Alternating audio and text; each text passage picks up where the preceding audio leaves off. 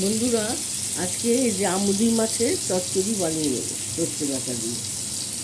এই আলুটা কালো জিরা ফোড়ন দিয়ে আলু আর টমেটোটা একটু ভেজে নিই, নুন দিয়েছি, একটু কাঁচা লঙ্কা দিয়ে দিলাম,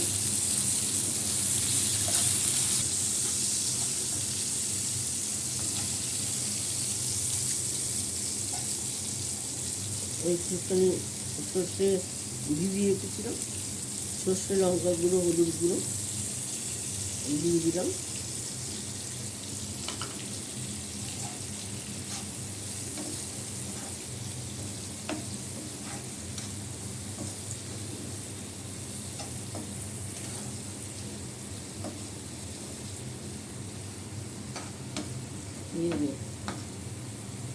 ধনে পাতা।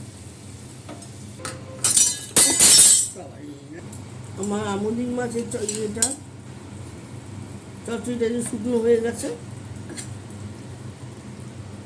মাছগুলো ছেড়ে দিলাম,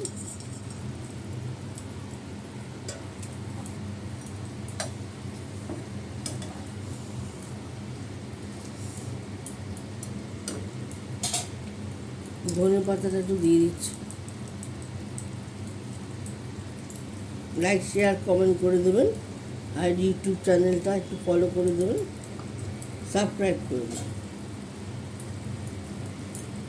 নমস্কার বন্ধুরা, আমি আমার ব্লগটা এখানে শেষ করি।